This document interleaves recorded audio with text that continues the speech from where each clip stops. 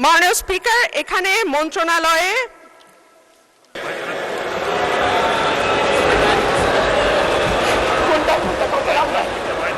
মাননীয় স্পিকার, এখনই বলি, আবার কখন সুযোগ পাই বলা তো যায় না। Please go ahead. Begum Rumin Farhana, Brahmanbaria 2। মাননীয় স্পিকার, এখানে তো আমার বলার কথা ছিল না, যাই হোক বলি। মাননীয় স্পিকার, কোন ঠিক আছে, পরে আপনার চয়েস মতো একটা সুযোগ দেব। মাননীয় স্পিকার, পানি সম্পদ মন্ত্রণালয় নিয়ে কোথায় Okay. কথা হচ্ছে। জি, ধন্যবাদ। মাননীয় স্পিকার, আমাদের পানি সম্পদ মন্ত্রণালয়ের যিনি মাননীয় মন্ত্রী আছেন, মাননীয় জি। সদস্য, যখন আসবে আপনার টার্ন, যখন আসবে পানি সম্পদ মন্ত্রণালয়ের টার্ন যখন আসবে তখন বলবেন।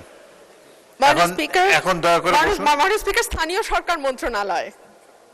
ধন্যবাদ মাননীয় স্পিকার। মাননীয় স্পিকার, স্থানীয় সরকার মন্ত্রণালয়ের যিনি মন্ত্রী আছেন ওনার কাছে আমার প্রশ্ন যে আমাদের স্থানীয় সরকারে যে নির্বাচনগুলো হবার কথা ছিল, ইউনিয়ন পরিষদ, উপজেলা পরিষদ, এই নির্বাচনগুলো কবে হবে? আমরা দেখেছি ইতিমধ্যেই প্রতিটি জেলায় মাননীয় সদস্য, এক মিনিট। জেলা এটা তো- পরিষদে মাননীয় সদস্য, এখন তো প্রশ্নোত্তর পর্ব চলছে না।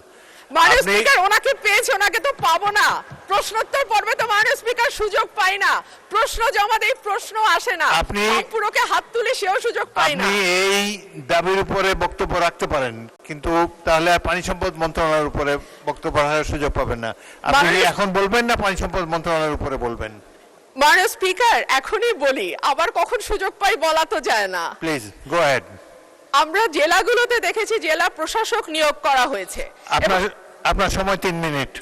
এবং প্রতিটি জেলা প্রশাসকই দলীয়ভাবে মনোনীত।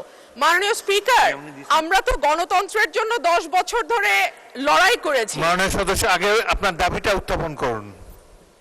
মাননীয় স্পিকার, এখানে মন্ত্রণালয়ে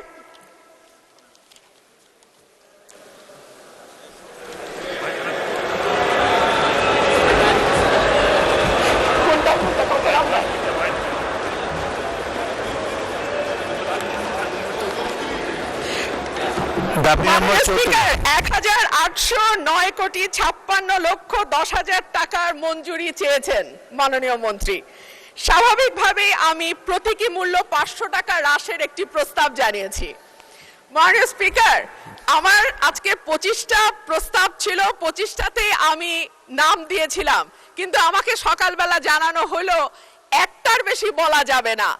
তারপরে বহু কষ্টে আমি চিফ হুইপ মহোদয়ের কাছ থেকে অনুরোধে দুটো মাত্র মন্ত্রণালয়ের অনুমতি পেয়েছিলাম। এর মধ্যে স্থানীয় সরকার কোত্থেকে আসলো জানি না, যাই হোক সময় মানে বুঝতে আমার কিছুটা সময় লেগেছে, সেজন্য আমি দুঃখিত।